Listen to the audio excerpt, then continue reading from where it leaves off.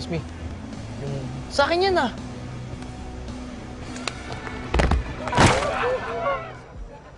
Hindi ka pumasok sa loob. Uuwi na lang. Huh? Uuwi na lang ako. May mantsa. Sa...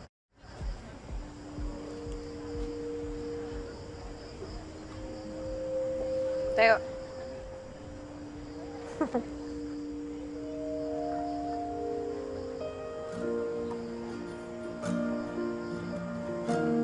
Taas mo yung kamay mo.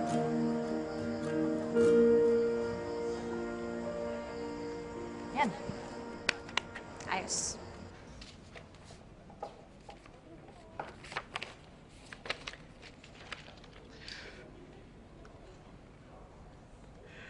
Good morning.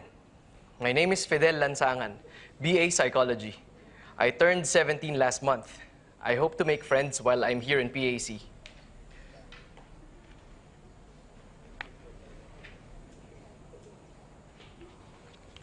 Interests and hobbies?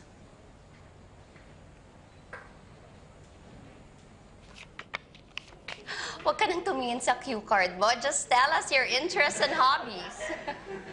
My hobbies and interests are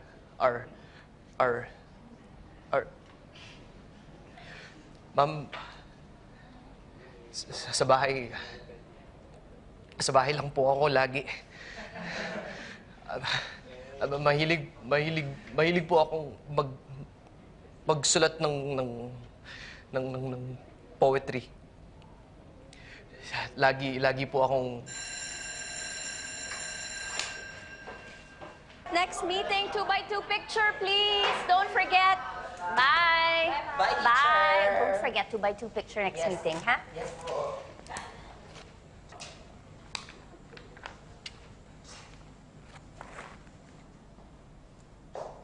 Lansangan?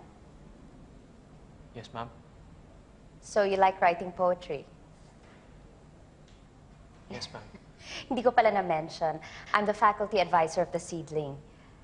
Baka gusto mo mag-submit ng isa sa mga poems mo. Tungkol po saan? Anything that inspires you.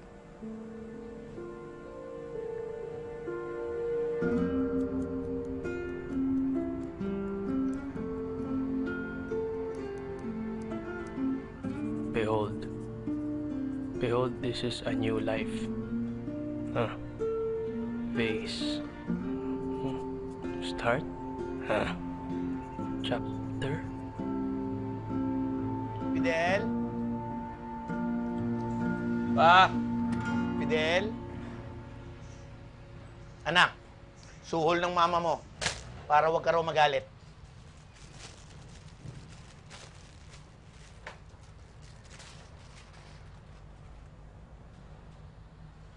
Ano ba yan? Hindi man lang sinamahan ng t-shirt. Pero, Apa talaga? okay na rin. Yan ang gamitin mo sa freshest night. Parang ayokong umattend pa. Bukas kasi yung first class ko alas 8. Baka hindi ako... Fidel. Tandaan mo yung sinabi ng therapist? 3-word rule. Maximum mo, 3 salita sa bawat sentence. Okay? O, si, Fidel. Course, ko, psych. Ano ang section? Anong section mo? Anong block ka? At... Ano kasdaan?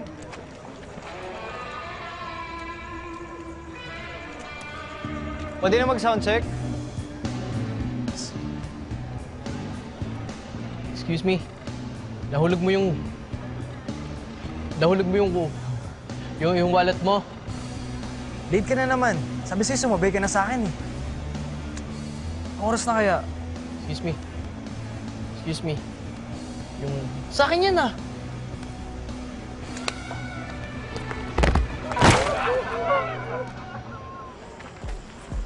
Chill lang kayo. Hindi naman nag-uumpisa agad yan eh. Sige na, mag-set up na kayo. Malapit na ako.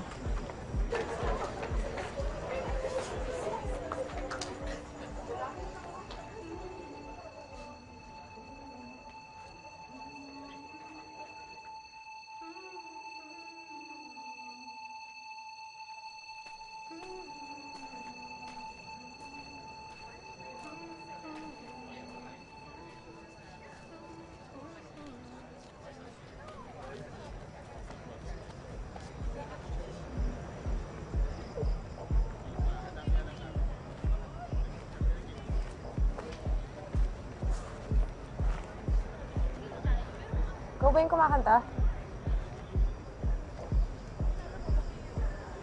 Ikaw ba yung kumakanta?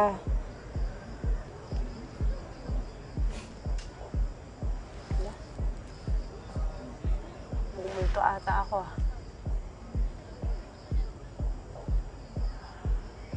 Hindi ka pumasok sa loob. Uuwi na lang. Huh? Uwi na lang ako. Bakit? Yung pantalon ko may mantsa. Sa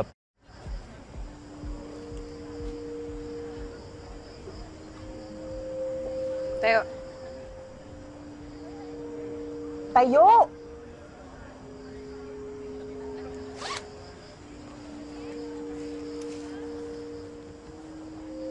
Nga.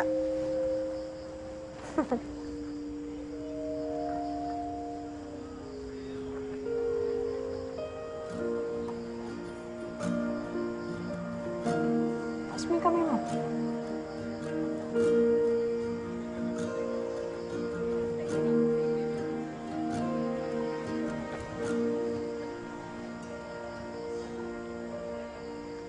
Yan. Ayos. Buti hindi umulan ngayon, no? Sabi nila ulan eh. 3 taon na pa naman ako walang dalang payong.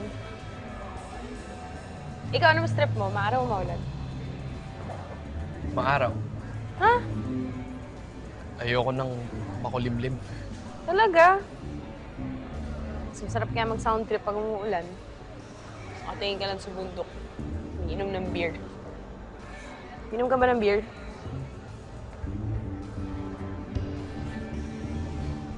Hindi ka madaldal eh, no?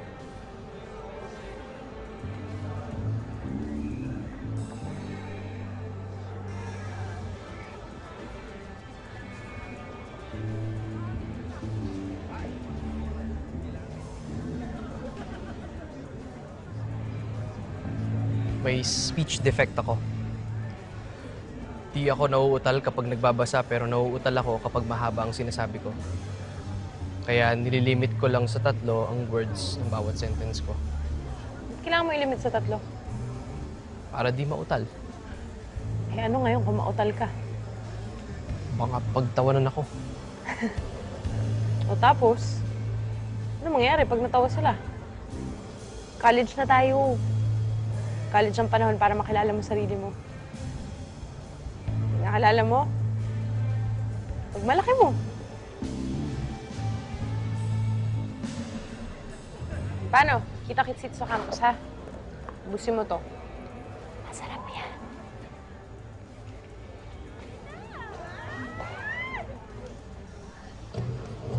Hello, mga freshies! Salamat. Salamat sa mga nagpunta. Okay. Sikreto tayo, ha? Sa totoo lang, ako na lang freshie dito sa banda namin. Hindi niyo napapansin, puro-gurong na itong mga kasama ko. Halata naman sa IMAX, di ba? Kami po ang Tampurunan! Special mention sa mga klasiko sa psych. Nasaan na yung mga taga-psych? Ito. Ayan nyo guys, pag-graduate natin, maintindihan na natin yung kabaliwan natin. Di ba? At syempre, special mention din, bago kong kaibigan, Paring Fidel! Huwag ka na masyado nervousin, ha?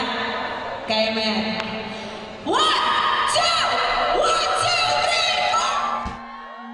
At simula nun, nagkaroon ako ng inspirasyon. Babaeng nakaitim na lipstick. Itim ang lipstick niya, subalit mabait siya. Sadya akong namangha sa angkin niyang ganda. Simple lang siya, pero cute. Mapapublish po ba? Nako, that's up to the literary editor to decide. Abangan na lang natin sa next issue, okay? Hoy, nandiyan na si Mr. Sasol. Morning, class. Morning, sir. Walking, right? Sir! Sorry, tita ko. Bakit itim yung labi mo, miss? Bakit yung langit asul? Ba't yung dugo mo pula? Sir, bakit pag may hepa, naninilaw? Hindi mo naisipin. Pag-isipan mo yan, sir. We do walking almost every day. So bakit kailangan sa PE? What we will learn here is Pinayos try to mo. keep walking. AA. Buti walking pee mo. Sino ba nakapag-try sa inyo? Para madali.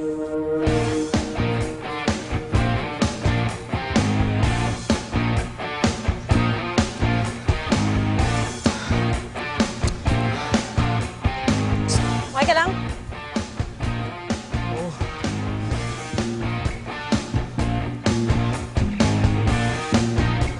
Ilabas mo lahat! Sorry, nakakadiri. Hindi huwag mong titignan. Makakadiri, arte nito. Dapat nakita mo nung una ako nalasing. Race walking ka mamaya. Okay ka lang ba, Fidel? Buntis ka siguro, no. Ganito ka siguro sa mukha, no?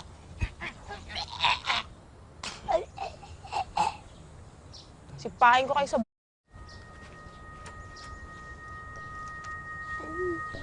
Siguro punta ko na lang yung mga kabanda ko.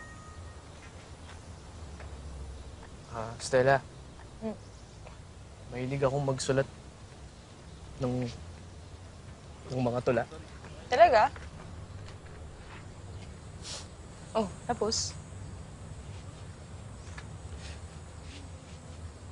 Ganito na nga ako magsalita. Tapos walking lang. Hindi ko pa magawa ng maayos. Tingin mo siguro sa akin, lampa. Hindi, no. Ikaw lang nag-iisip niyan, ano ka ba?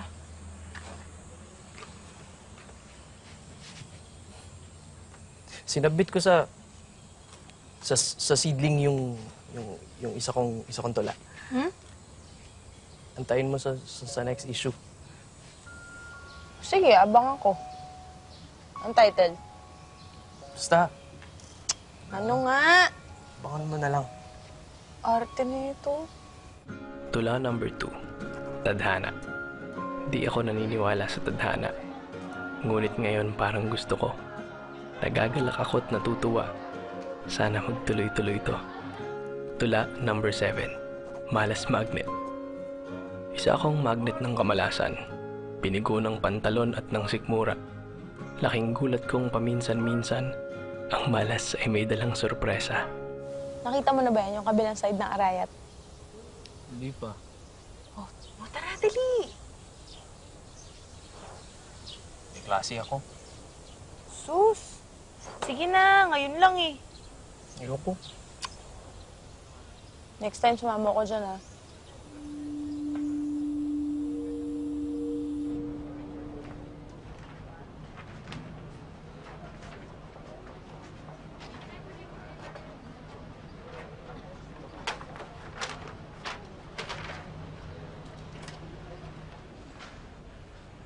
Ma'am, bakit po hindi na-publish?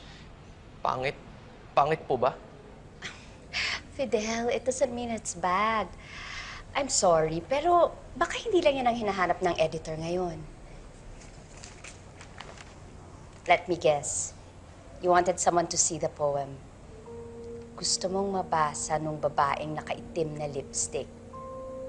Yun ba? Kaya ganyan ka ka-affected? Fidel, ibigay mo na lang ng diretso Para sa kanya naman yun, di ba? Ma'am, marami pa po akong naisulat na tula tungkol sa kanya. Baka po pwedeng piliin nyo yung mga the best na para ibigay sa kanya. Wait, ilan ba yan? 10. How sweet. Bigay mo lahat. I'm sure she'll be flattered.